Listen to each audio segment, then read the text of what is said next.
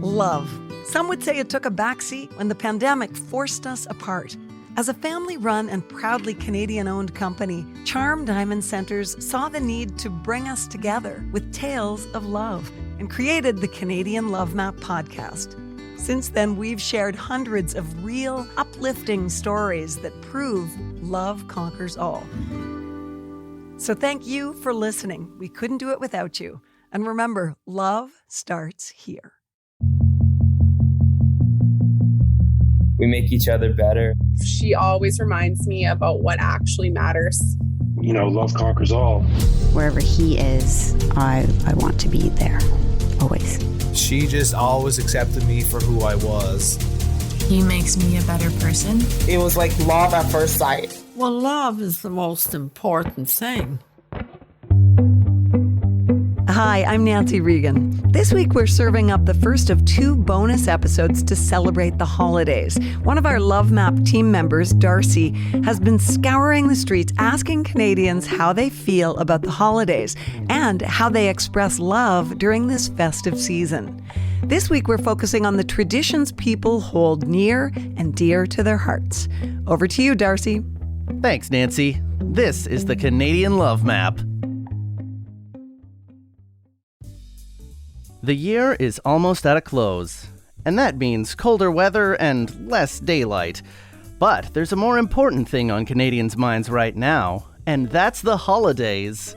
I feel like I'm getting to know a whole new person every year at Christmas, which is kind of fun. You need the coffee with the Baileys, right? And yeah, do you like the whole opening presents and just spending the day at home in your PJs? Today, we've taken to the streets to look at holiday traditions and the things that people love about the season. I think being with friends and family is the most important thing, so I definitely hope to continue it on for sure in the future. I had one of my first Christmases with my husband, so I didn't get to go home because I'm from Ontario originally, and so I was like, well, we have to make Orange Julius, and he was like, what is a what? We started out asking people about what special things they do for the holidays. Every year on Christmas Eve, my best friend would come to my house and we would exchange gifts. It would be after all the dinners and the family, so we'd stay up till midnight, so it would actually be Christmas. I usually bake with my mom. We'll bake Fredericton fudge because my mom grew up in Fredericton, and it kind of reminds me of all the times as a kid we used to go visit my grandfather there, so it's a special treat that we only make every Christmas. We get together Christmas Eve with our family. It used to be really big, and now it's just more like immediate family. But COVID has brought out that we make gingerbread houses, sometimes virtually, but we might do it in person because we'll all be together in person this year for the first time, so that's been fun. Particularly because I don't have children, so I'm the adult making it with my nieces and nephews. We still all read the same books, I guess, on Christmas Eve. Right before everybody goes their separate ways and goes to their own homes, we still read the exact same books, and everyone has their same book that they've had to read since childhood. That's our big one. One of our family members was away last year and couldn't make it, so we sent them a copy of their book, so they had to read it to us over Zoom, so that was really fun to kind of continue. My family always goes tree hunting together on our land. So we'll have no problem since Fiona. We can just take something right off the ground, and I usually stay home and make hot chocolate. I don't know if you could call watching Die Hard on Boxing Day as a strange and interesting. I think interesting would be the best way to put that one. Yeah, I watch that and generally just plan Christmas dinner, and then I pull that Christmas dinner together, and usually that's making my own stuffing, which is a family recipe that comes from my grandmother. It's an English recipe that has sausage meat in it. And you have to cook it in the bird, because if you don't cook it in the bird, you're not getting the juices from the turkey into the stuffing. So it's really important. So for Christmas, I always go down south with my family. We decided it'd be actually cheaper if we all just went on a family trip instead of buying presents. So that's what we decided to do, and it's been going on for 10 years. My family, we don't celebrate like Christmas, but we spend that time like family time, which is really nice. This year, we're gonna go skiing at Banff, so that's a bonus. No school, no work, maybe watch a couple movies. I feel like our family doesn't really have any, actually. Holiday traditions is something that I hope to incorporate into my personal life and my friend celebrations going forward. I always wanted to do the really movie things that you see in movies that I never got. I think you call the holiday crackers. Is that what they are? The ones that you put on people's plate? I love to cook and I love to entertain. So very small little pipe dreams is I want to host a holiday supper and everybody do those little holiday cracker thingies. Holiday traditions are a large part of people's lives this time of year, but they vary drastically from person to person. Next, we took a look at who our participants spend time with to see if that varies as much as the traditions they celebrate. It was my best friend Kate. She actually moved away last year, so we didn't get to do it. But she should be coming back, not this year, but the year after, so we can do it again.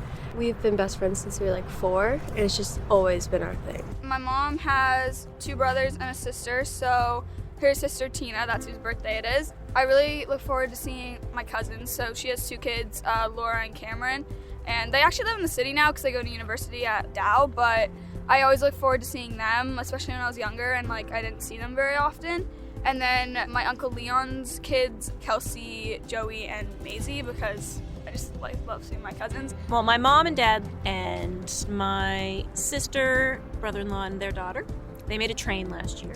And then my brother in Ontario and his family, so he's got 2 little kids and his wife, and they fought over some stuff last year, which was adorable. And then my sister and her family in Ontario, now they have 2 kids, but before they just had the one, and James was eating the candy as he was making it. He was like, I'm just gonna keep eating.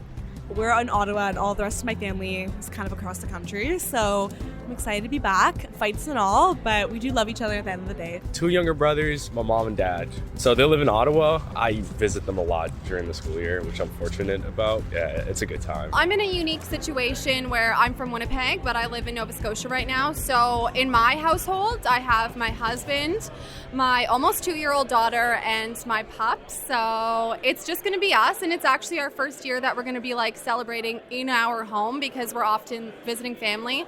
So I'm really excited to start the tradition at home. My larger family generally, like I said, usually when I can, I go back to Ontario, and I get to spend a lot of time with my mom's side of the family because there's 10 of us in total with my cousins and aunts and uncles. My other side of the family, my dad's side of the family, they're Irish Catholic, so he has 9 siblings, so it's I don't usually get to see a lot of that side of the family, so it's yes, cousin Corey? Probably. I should know all my cousins' names. I absolutely don't.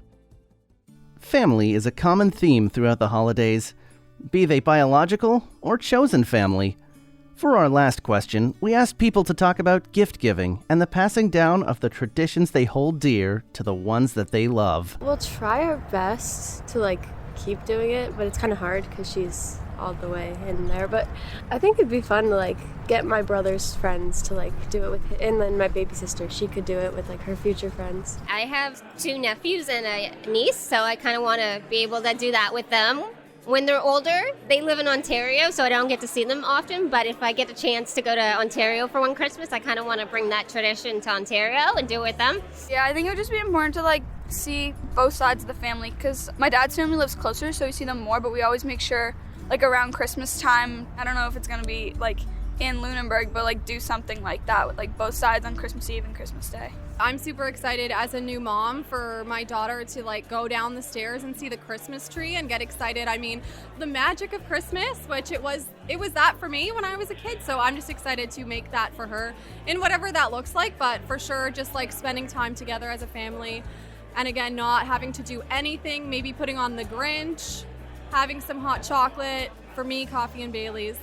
Those get-togethers mean a lot to me because my cousins are there, my whole family. I'm really excited for when I have my own family to include them and also just connect my whole big family all together.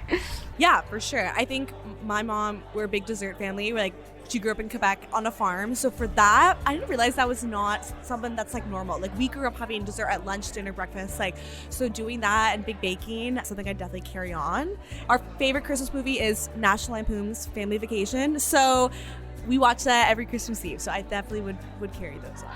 Hope so. I mean, my kids love it. They're still super into it, so they'll probably get their own books someday. I think I will because my mom actually just moved there permanently. So I'm actually going to go see her new condo in a few weeks. I'm really excited. She really decided I'm going to retire and then this is just going to be a mandatory thing for everyone. Come see me. I think once I create my own holiday traditions, I would like to have that be something that I can move forward. While the holidays are a joyful time for many, we also understand that it might not be the case for everyone.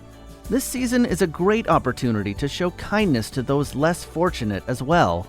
Oh, it makes me feel good. Like last year, there was a homeless shelter and they were looking for meals. So what me and my wife did, we took half the turkey, cut it up, and boiled up the bones and made a gigantic broth of chicken noodle soup and some buns and everything. We took that over to the homeless shelter on Boxing Day, which they were really pleased about. So things like that I enjoy doing because, it's all about giving and sometimes people don't give enough.